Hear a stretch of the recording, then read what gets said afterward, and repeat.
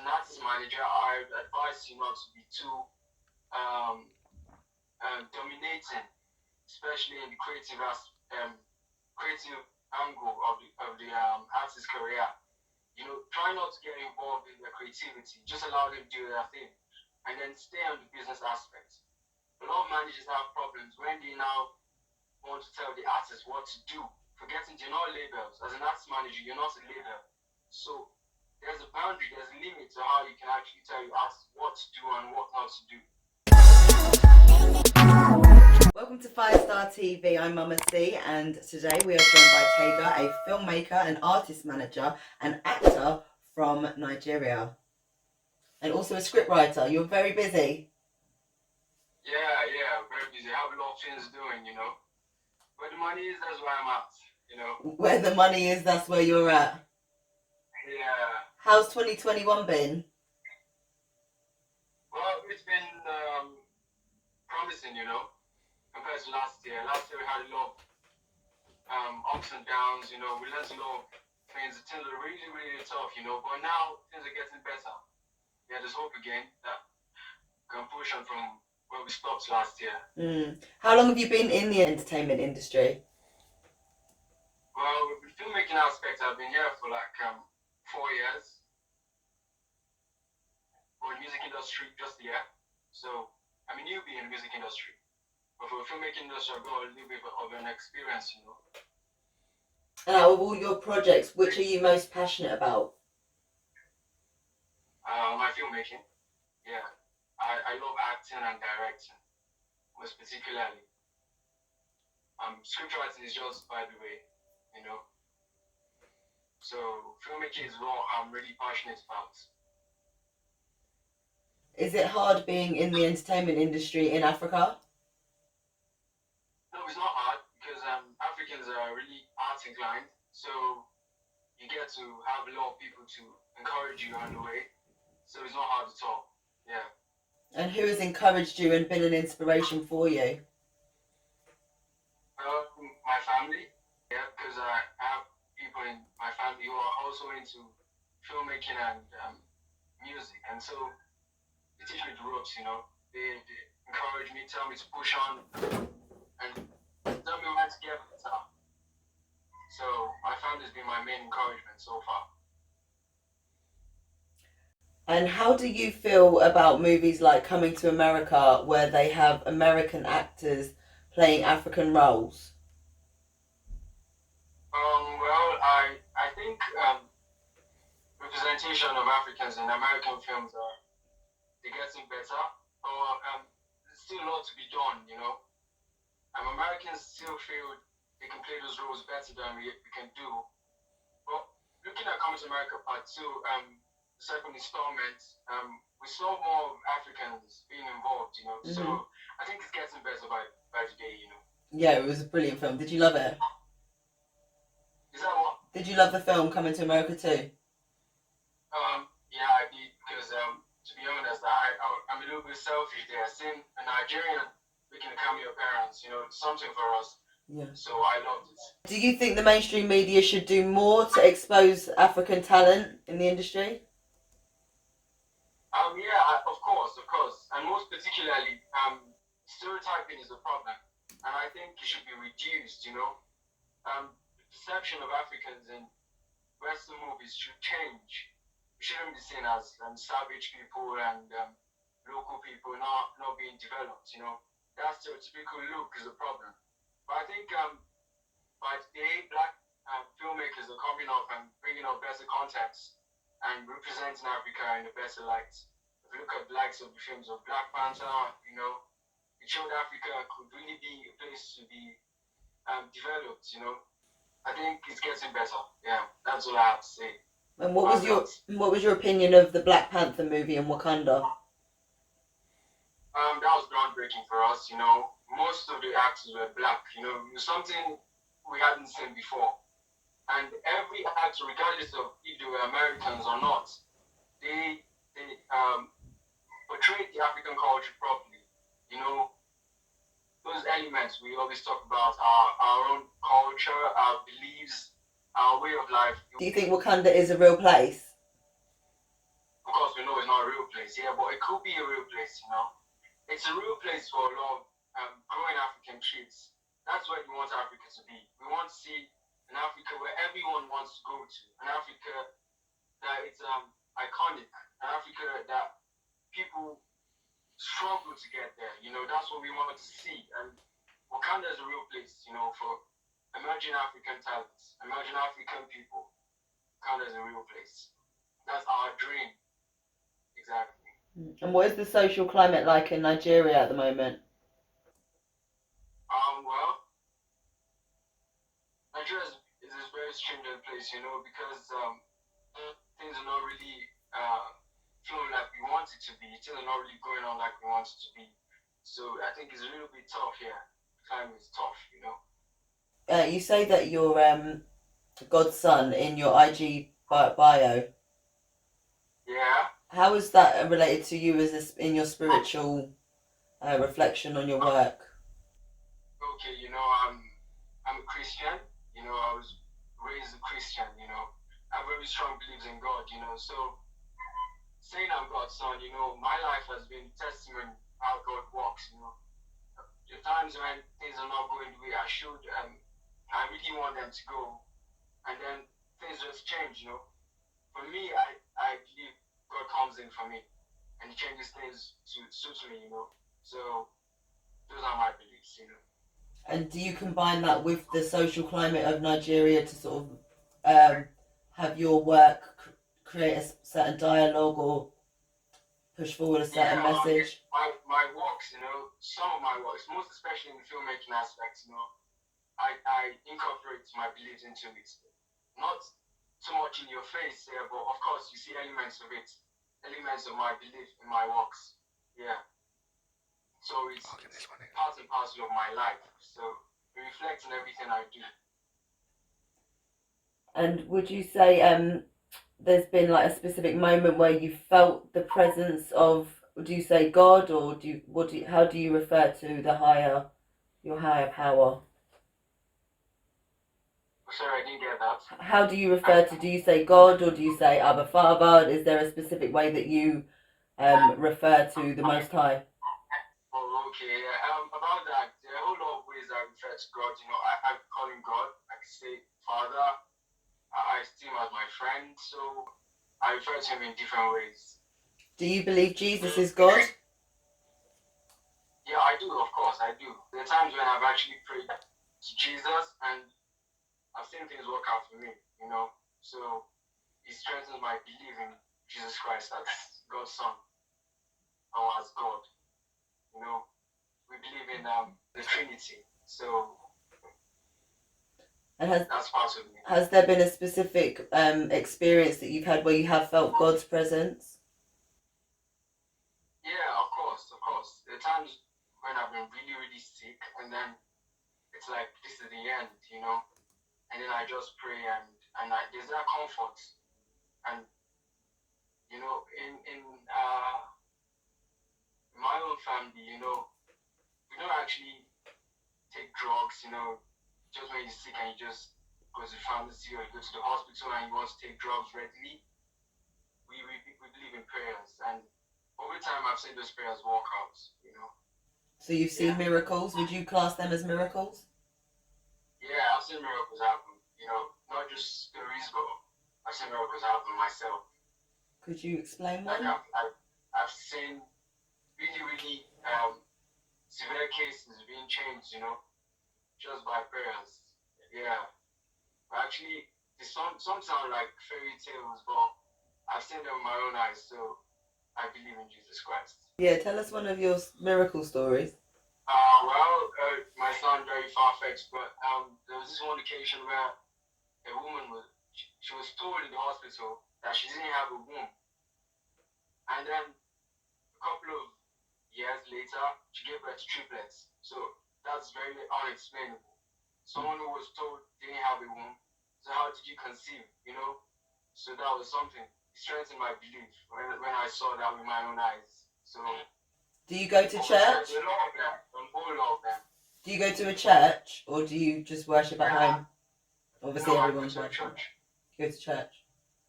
Yeah, I go go to a church. I'm actually a member of the Redeemed Christian Church of God. They've got branches in the UK there. So I don't know if you've heard of them. Like it's one of the largest denominations in the whole world. So What denomination are they? is that what? What denomination are they? Pentecostal. Okay. And Yeah. do they worship on a Saturday or a Sunday? Sunday.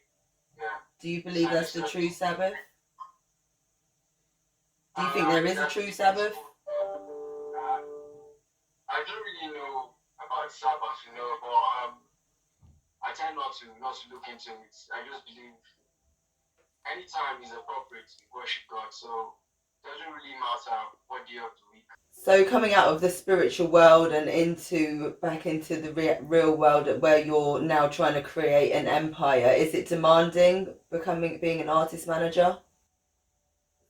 Yeah, of course, it's very demanding, very very demanding, because when you tell an artist you want to manage him, they just expect or think you already have labels all lined up for them, waiting to sign them. So, and then they keep pestering you and asking you, when are we going to get signed? When are they going to come for us?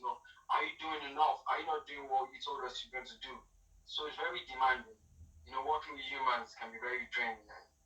So building this empire is a lot of work. Mm.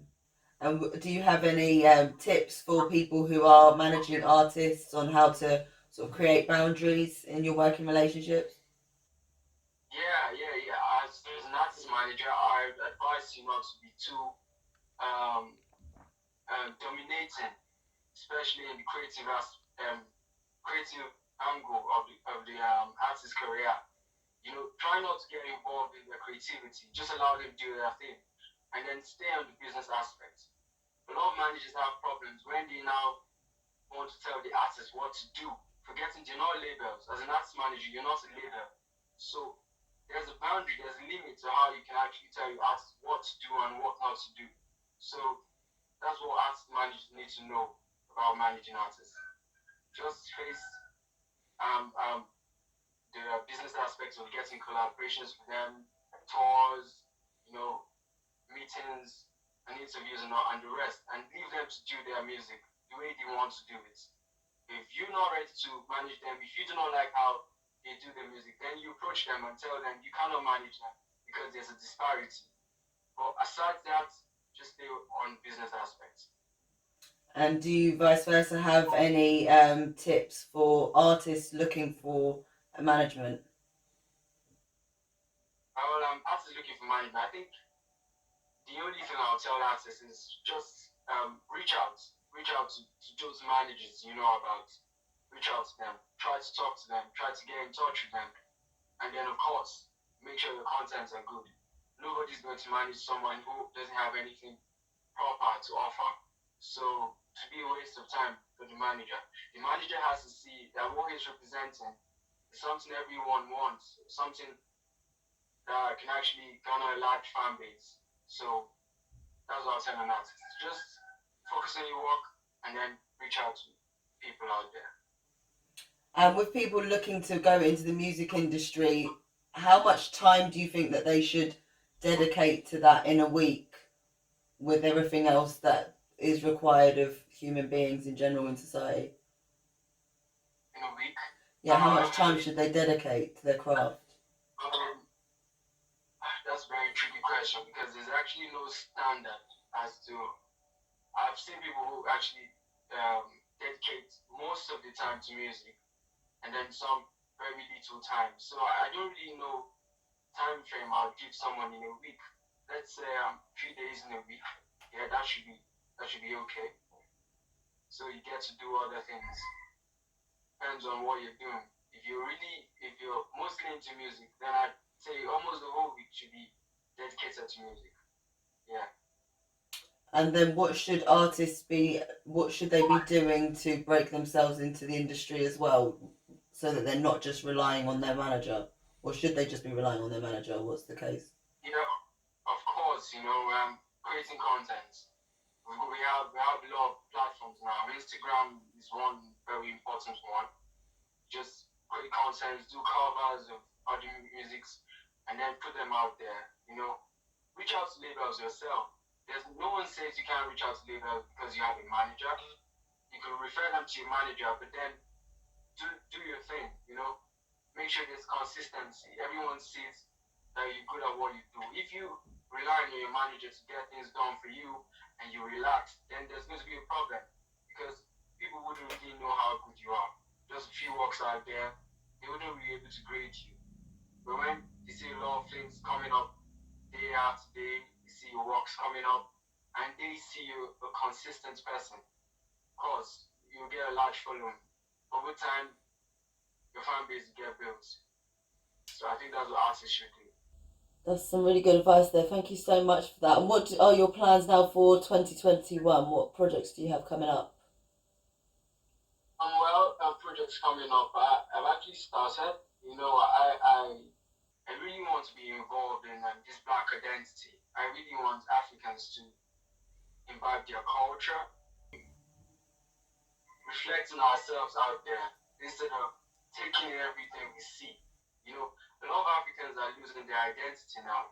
They don't even know where they stand anymore. Our culture is being lost by day because everybody wants to be like Americans or like the British, So I'm actually out here in 2021 trying to make everyone understand that being black is just perfect for you. You just have to get that into your head, What do you think has damaged black identity the most?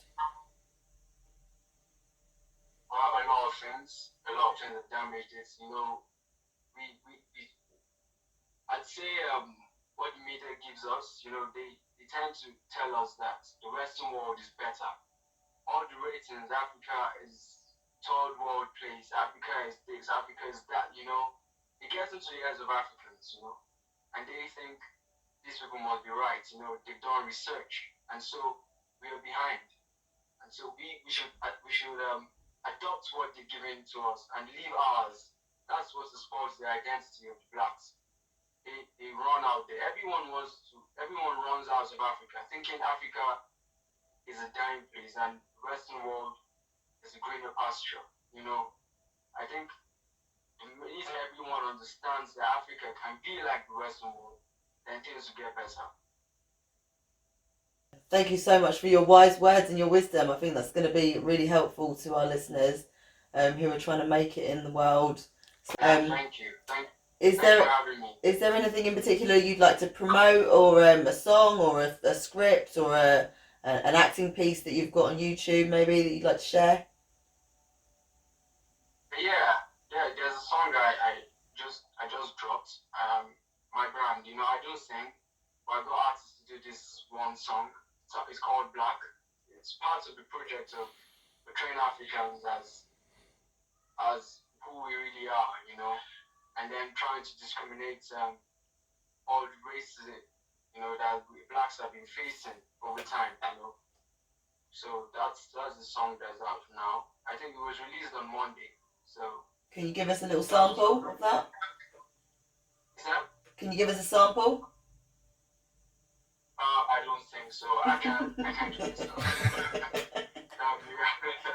I'll do terrible. So I don't want to risk it at all. What's your artist? Who's the artist who does it? Yeah, there are actually 5 of them on the song. Yeah, so 2 Nigerians, 1 Polish, 1's American, and then 1's in the UK. So, what's the group called? Is that? What's the name of the group?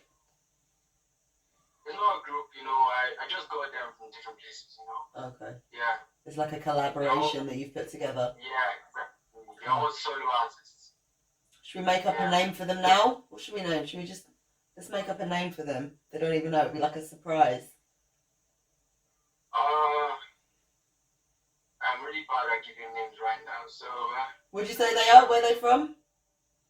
2 Nigerians and a Pole. One guy's from Poland. Yeah, 1's from America, and then 1's in the UK. Oh, okay. Yeah. We could call them multi-way. Multinational. Yeah. Let's call them multinational. Is it from coming out Monday? Yeah. Yeah, that makes suffice. Yeah, we can work with that. There you go. Multinational. Out now. Check it out. We'll have the link in the bio. Yeah. Thank you so much for joining us today. Enjoy the rest of your Sunday. This is Mama C on Fyaahstarr TV. Love to the world. Peace out.